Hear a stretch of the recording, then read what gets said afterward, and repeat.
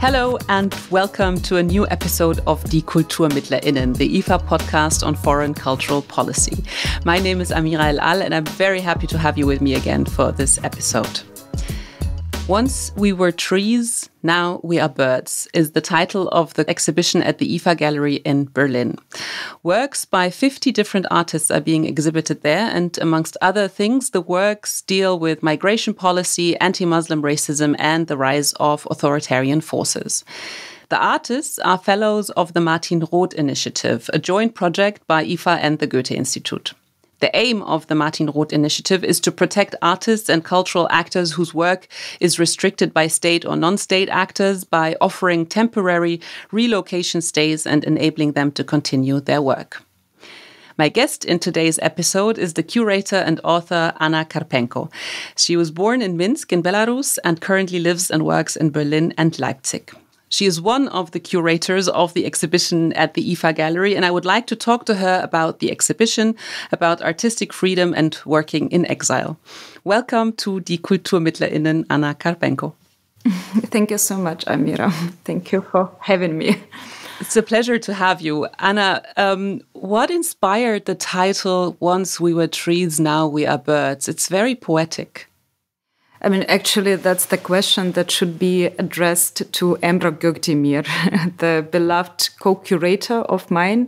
And we have been working on this show together with Emrah, together with Mohammed Abdulaziz Salah, and together with Thibaut de Ruyter, who is the curator and the architect of this show. So the title actually came during the brainstorm from Emrah, because this is the part of the very ancient beliefs from his native region, from Antakya. And this is the very beautiful and unfortunately completely destroyed after the earthquake of 2023 land.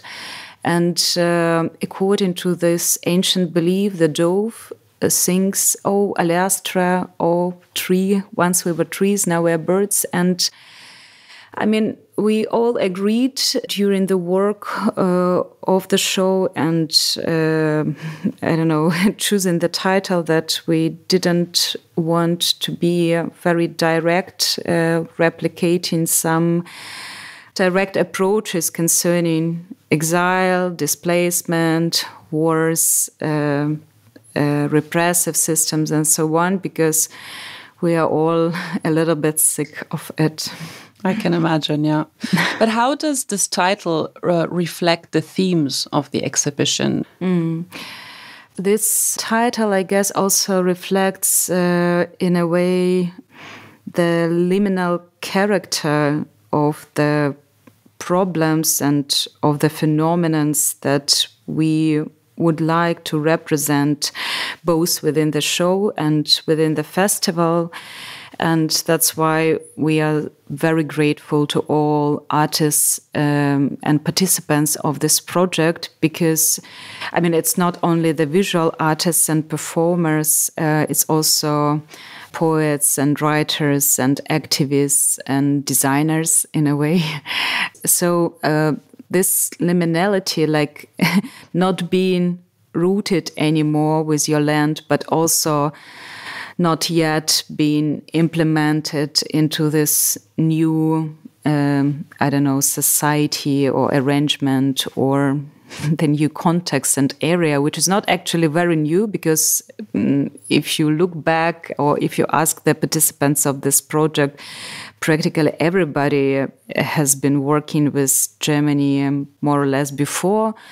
But when you are replaced, this experience can be described as a new one. You know, it's completely different feeling when you cannot come back to your country anymore.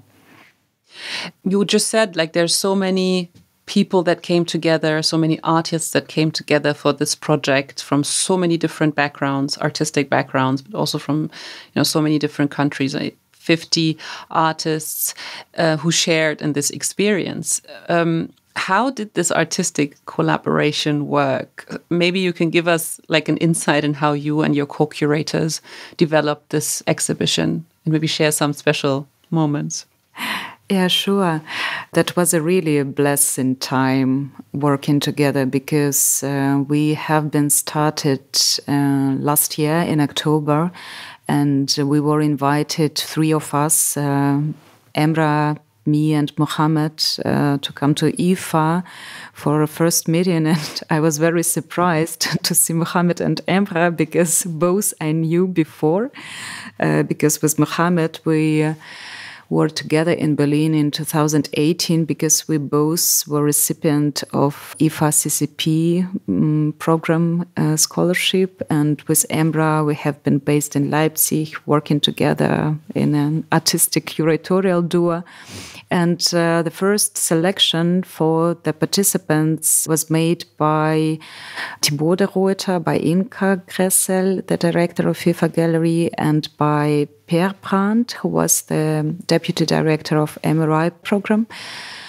And it was not an easy selection, because for MRI, it was the first attempt to make the offline show on this very, I would say, also sensitive topic and in a sensitive format, because, you know, for many participants, it's still dangerous to be publicly visible. It's still dangerous to speak freely and openly, even being settled in Berlin nowadays or in any other cities in Germany. So yeah, it was a very interesting experience, because we split it, the 50 participants between 3 of us, and every curator had the personal conversations and developing the works with 10 artists. And I was personally was really blessed to meet amazing people whose names I never heard before. And that's also the problem, I don't know, in a way, of Berlin art scene nowadays, because you know that there are another show of great Yoko Ono at National Gallery, but you could hardly see or find the name of Iranian or Sudanese or Iraqi artists or Afghani poets. I mean, you can, but not so well visible. You have to really search for them. Really fight for that. Yes. But so there's 2 questions I have, but let's start with the first. So you just said, like, it's difficult when you have these sensitive topics and these sensitive circumstances, obviously. So how do you approach curating works that deal with such sensitive topics, such as political suppression and human rights violations, and where also the artists are still often in danger? You know, I think that we all were very honest with each other, because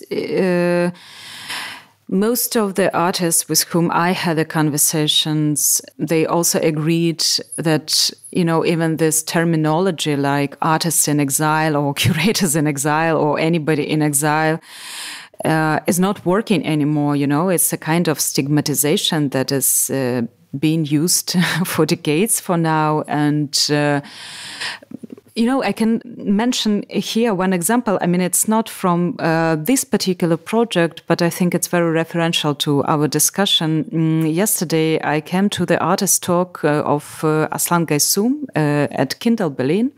And he is the artist who was born in Grozny in Chechnya, but he is a kind of really successful young artist, also like living in Berlin for many years and, I don't know, having show at Tate and so on.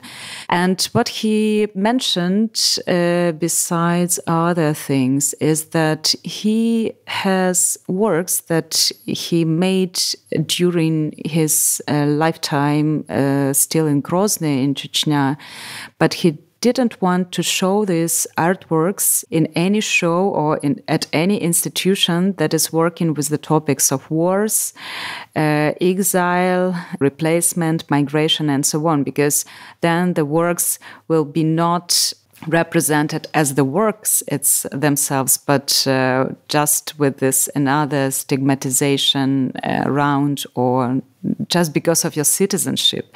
And I think that this is very common to what we also discussed with the artists of this show, because nobody really wants to be invited to any exhibition or the project as an Afghani artist or Belarusian artist or I don't know, just the artist from Sudan, because of the territory, because of your passport. But I think we all would like to be estimated and to be treated, first of all, because our artistic practice, and that's very rare for this kind of project. And I really hope that this exhibition tried, at least, it was an attempt to avoid this. And I think that we really had a very supportive atmosphere from ifa-Galerie and from Inka personally, and from all MRI team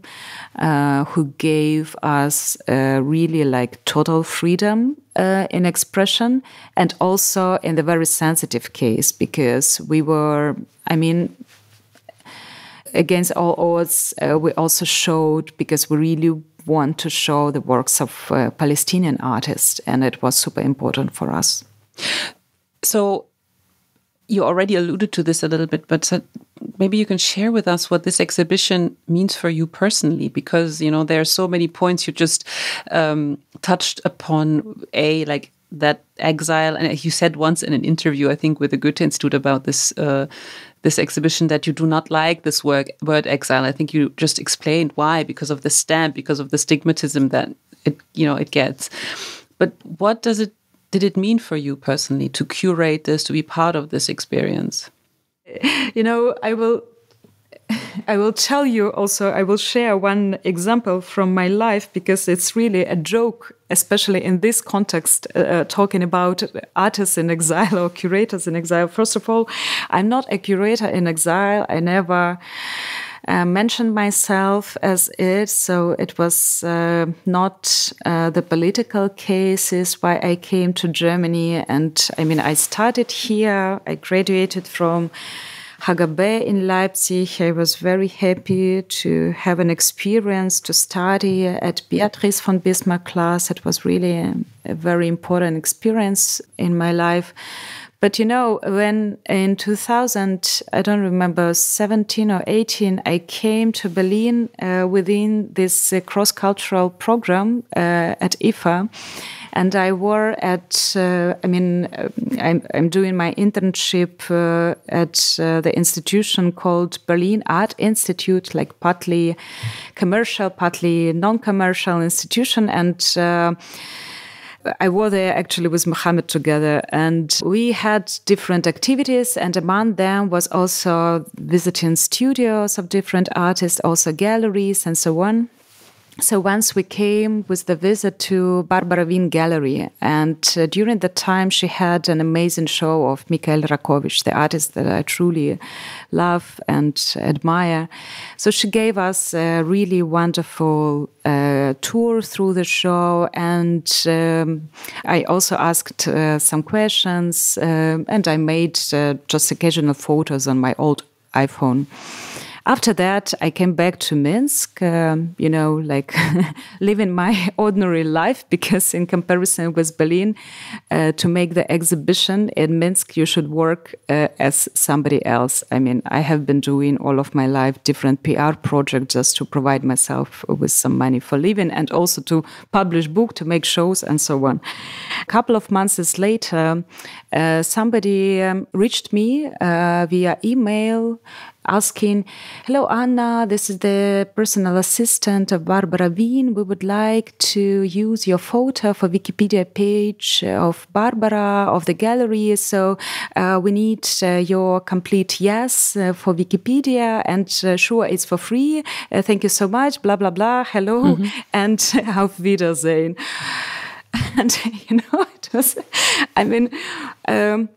sure, I said, yes, you are very welcome to use this photo.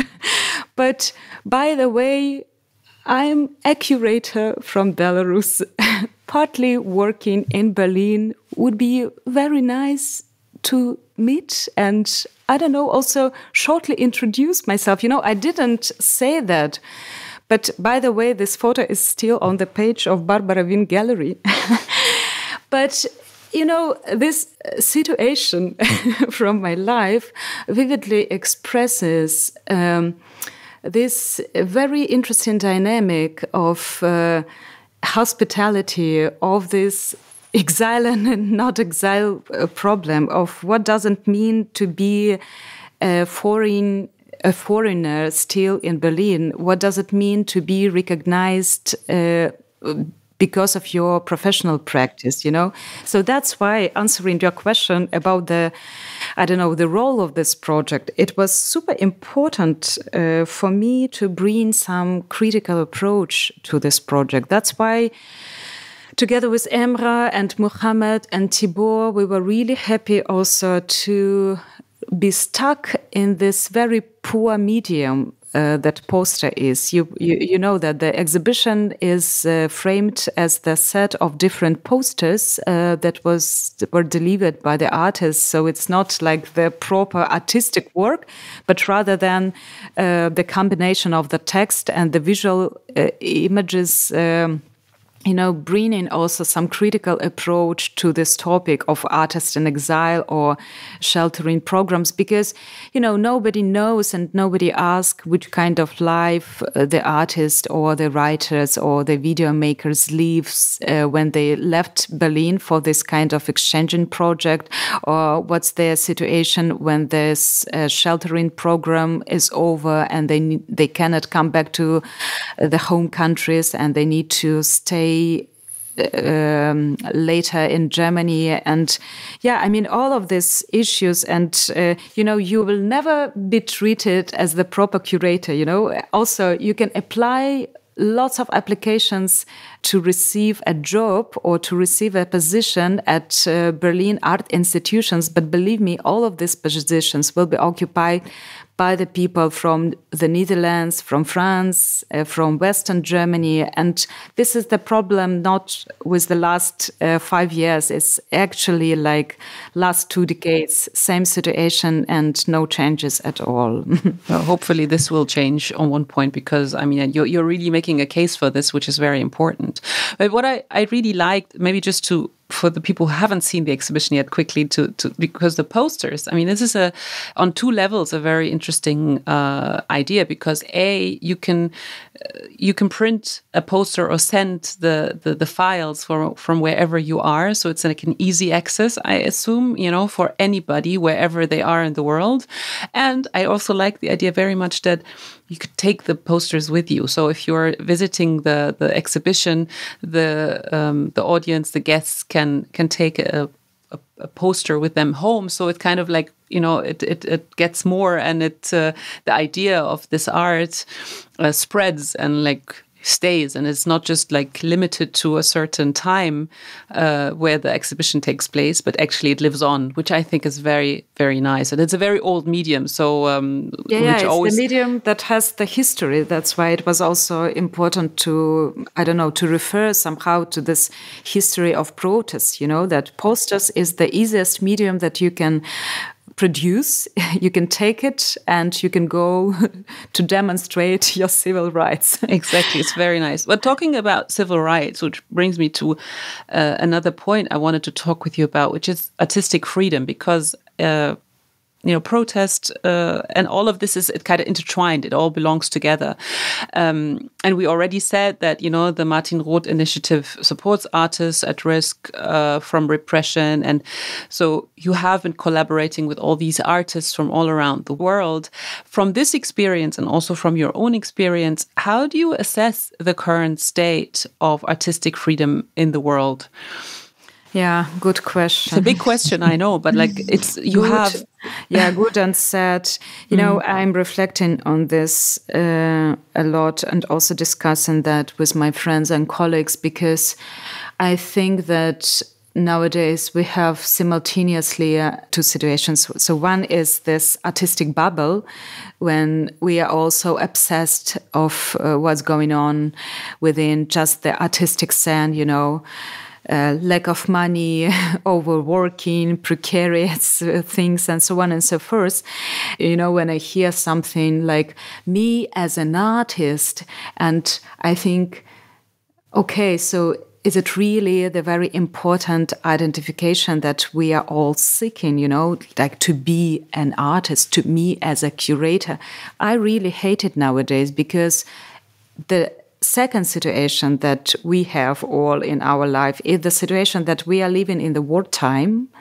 We are witnessing the genocide.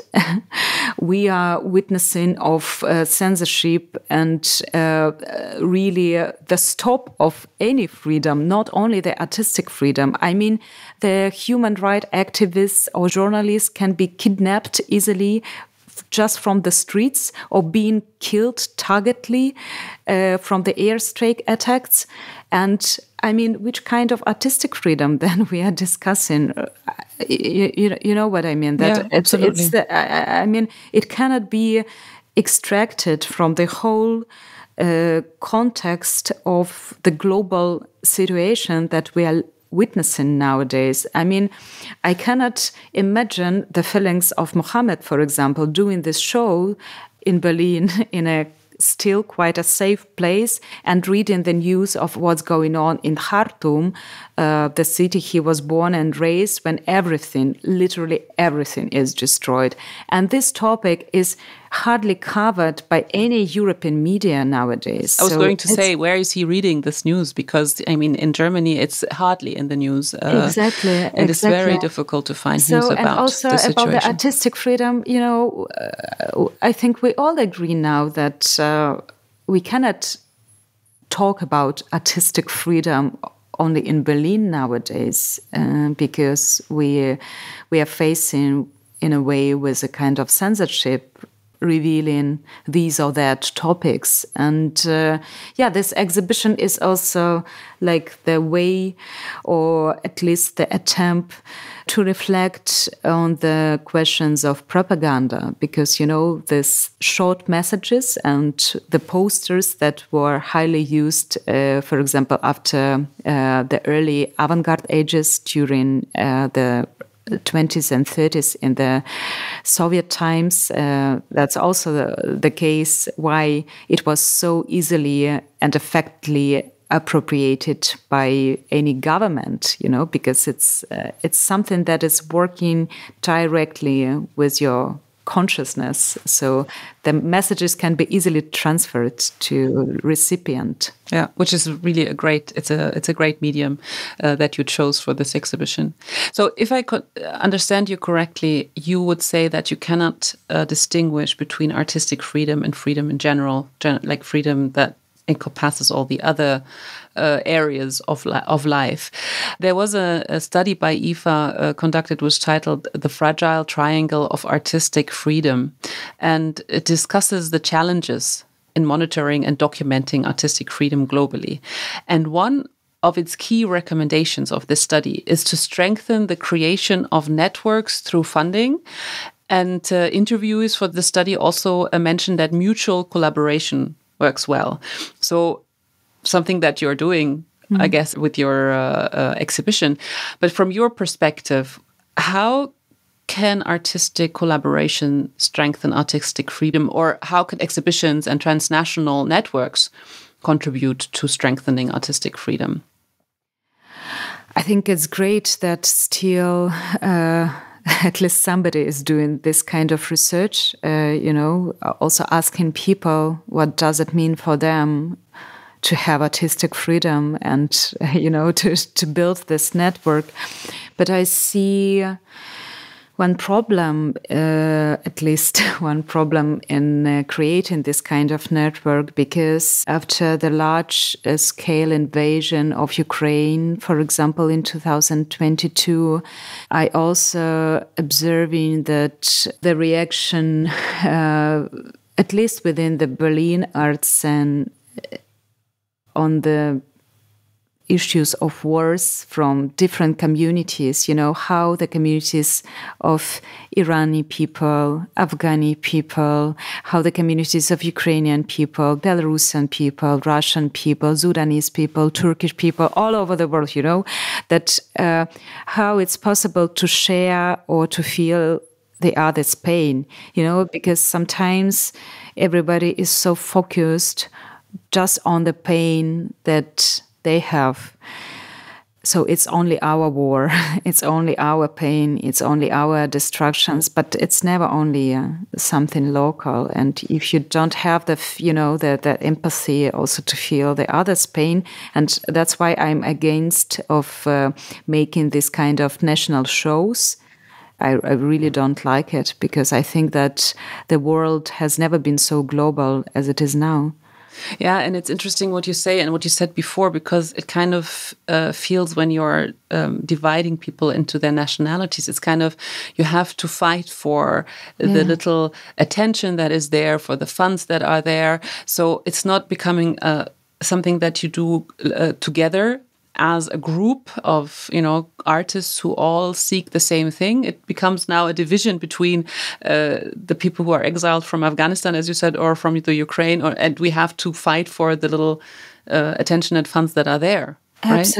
Absolutely. And it's just the replication of the same repressive mechanisms that all people have or had in their countries that they were forced to leave, because this is this mechanism of fighting for your rights, for fighting for, the financial support, or for to be recognized by the new society or something like that. But, if you look at not only at the peculiarities of every context, but also on the very basic structural mechanisms of power and oppression, it's same mechanisms, how the people are oppressed by these repressive systems, that you cannot move freely, you cannot create something freely. I mean, in Belarus, for example, one of the very famous artists, Ales Pushkin, he was just killed in the prison, and there are artists, for example, I cannot name him, unfortunately, because of safety reason, but this is the very famous performer artist from São Paulo in Brazil, and within the exhibition we are showing the precise documentation of his work, that he was arrested just from the street by the military police in São Paulo, and he was also imprisoned for this performance. Yeah, standing naked on the streets in São Paulo. What I wanted to say that, sure, we are feeling the very individual pains, but if we are doing this common struggle for some common values, we should recognize this common mechanisms of oppression and really fight not against each other, but against these mechanisms. And sometimes I see that people are canceling each other just because of their passports, Yeah, that's difficult. But so when we're talking, I know you don't like the word exile, but let's stick to the term because we all know what is meant. What would you say are the impacts of creating and exhibiting work in exile, especially when artists are under surveillance or threat? You just said it's not. Sometimes you cannot even say the names of people because they are still under threat, even if they manage to leave their home countries. So even outside, their country, there is this pressure and the threat. Does it change how you approach your work, also as a curator? You mean exhibiting something within German context, being, a foreigner here? Coming from, like these artists, who are who are all recipients of a program that protects them because they are artists at risk. You would think as an outsider, okay, now you're in Germany, you should be safe, you can do whatever you want. But I don't think it's not true, as you just said, because it will never be true, because we all remember, I mean, sometimes I think that I'm living in a permanent deja vu situations, because I remember Documenta 14 in 2017 and amazing work of Olo Aguibe, you know, this monument for for foreigners and strangers. Yes. And we can also say that all the story that happened after that the monument was erected on the Königplatz in Kassel, and then it was finally replaced, and there was a huge discussion. And then we all remember what also happened during the next Documenta with Rohan Grupa. And this is also, you know, this is another layer. So we are not talking about exile. Now we are talking about the foreign artists and curators, by the way, based also in Germany, invited and hosted by internationally recognized institutions or festivals or exhibitions. And, you know, this is this very strange politics of hospitality. So it's another topic and another layer of the term exile. But, you know, not fitting into right. Yeah. But, you know, I'm referring here to that because I think that in a way, this is the very interweaving issues. I mean, the issue of hospitality and the issue of exile, because the precise, you know, term of exile is like changing the positions, you know, like changing the places. Because when you are replaced, it's like that. I mean, it's not changing the countries. One can feel himself or herself as an exile, also living in your own country. You know, absolutely. It's just this mechanisms of marginalization in a way, or extraction, or anything else. But I think that I once mentioned in this interview at Goethe-Institut that I really appreciate and kind of reopened for myself the writings of Edward Said and his reflections on exile, because you know, what he defines is also like against this direct approach of exile just as a replacement, because he once mentioned that for once, for whom the whole world is the foreign land, so this person could be really the free person. Yes. And, you know, I think it's very important to keep this also distance, you know, to the land or to the area that you are living currently, whatever it is, your homeland or it's your hosted land that invited you to come and settled. But, you know, in the time of this new propagandic waves and strategies, it's very important to preserve this critical approach and to keep this distance, to treat anything as a little bit of foreign. That's interesting, because that also means the concept of home becomes it's different, you know, like, as you said, you can feel also foreign in your own country. But as a foreign artist, I guess it must be very important to, you know, like also for your artistic expression to have a concept of home, or maybe it's good not to have a concept of home. I don't know. I mean, it's something when you move around, when you are in different countries, I guess it also changes the way you approach your artistic expression.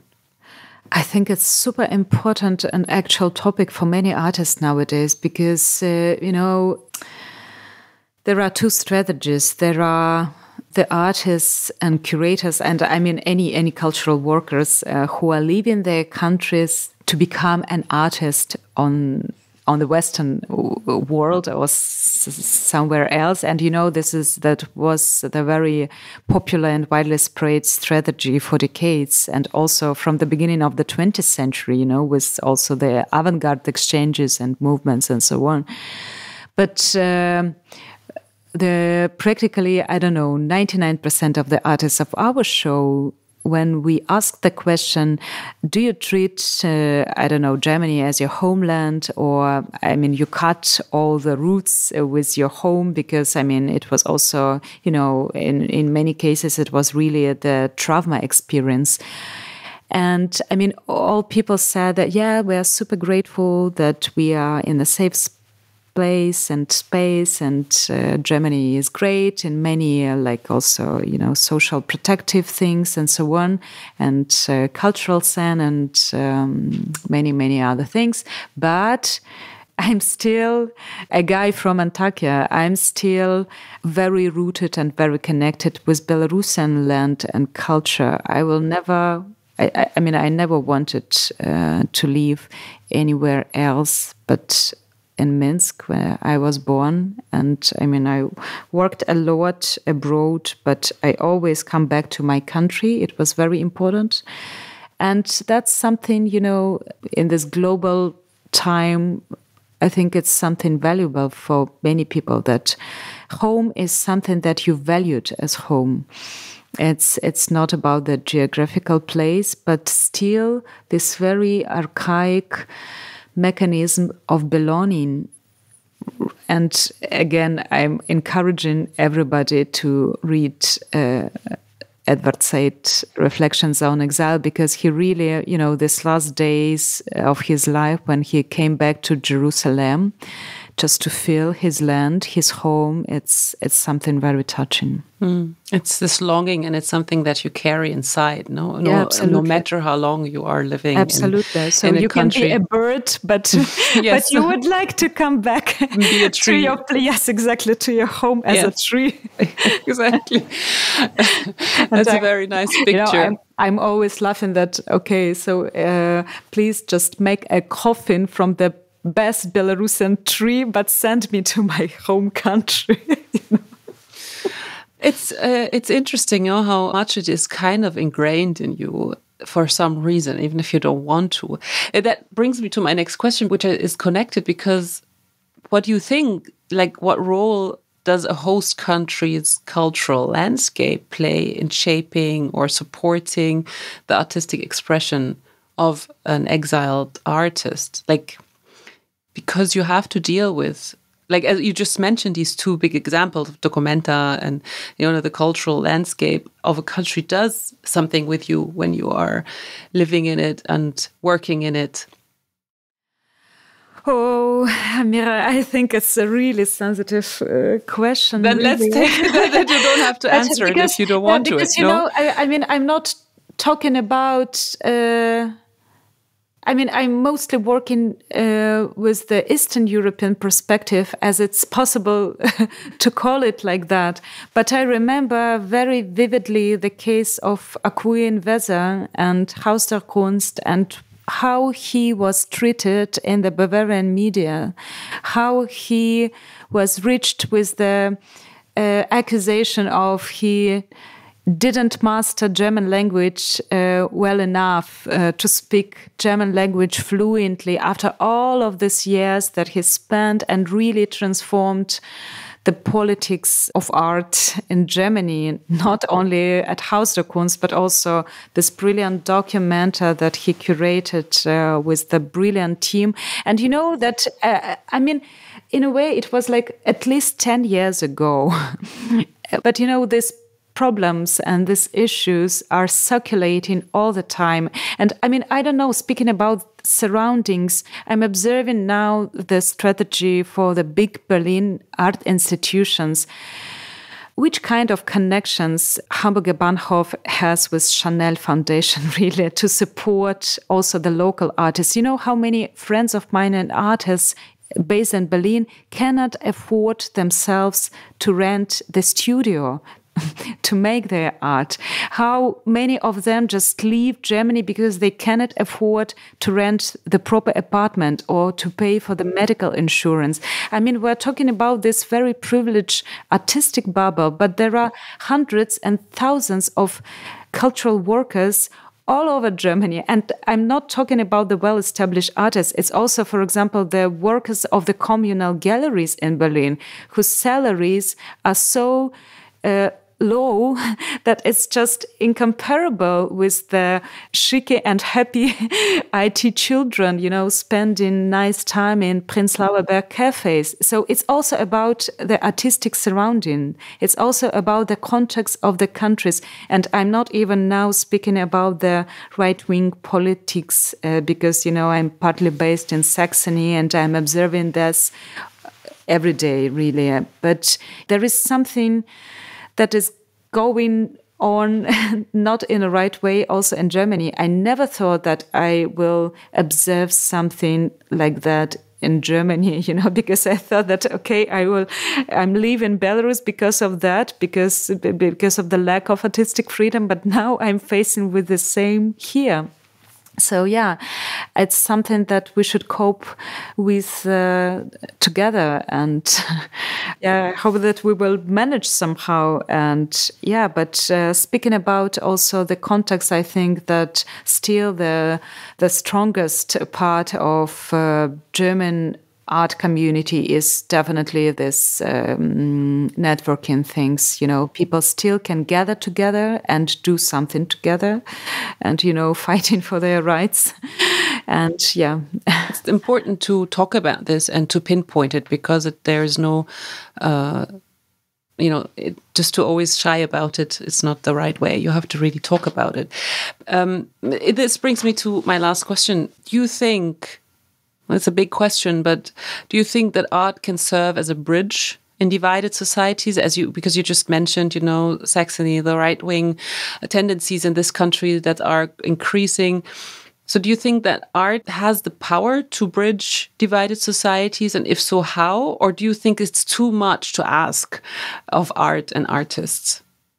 I think it's never too much to ask. But another question is what we call art, I saw the interview, I think it was from Chemnitz, and the local citizen was asked, what does she treat as art or as a culture? And she mentioned something like, okay, we are so obsessed and we really like when the New Year tree is lightning.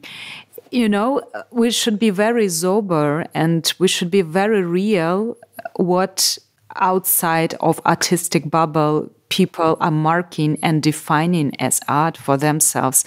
And I think that for nowadays, this gap is really big and is really large between what we are imagining people are thinking about art and what the audience is thinking about it,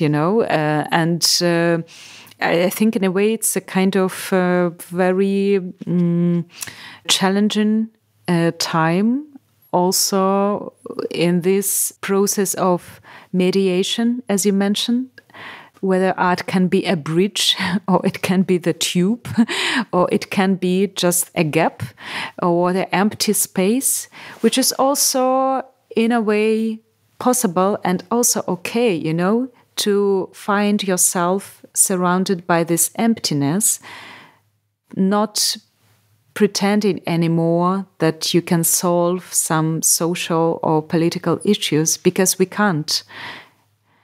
But we should do something valuable, going a little bit beyond also this narcissistic tendencies, as defining yourself, me as an artist or me as a curator. No, me as a human. Yes. I think that's the starting point for all art projects.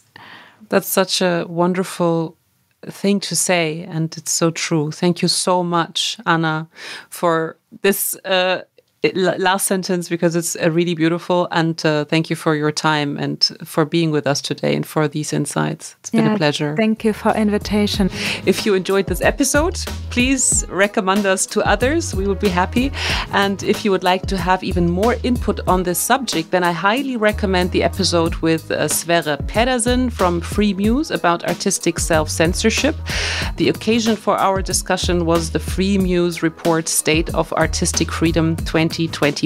It's a really interesting discussion we had a little while ago. And I also recommend the episode with the Burmese author and political activist Mathida, who was herself a Martin Roth-Initiative scholarship holder.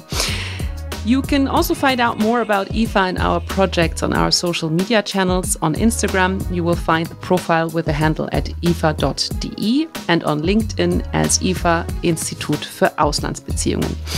And if you have any questions or comments, please send us an email to podcast@ifa.de.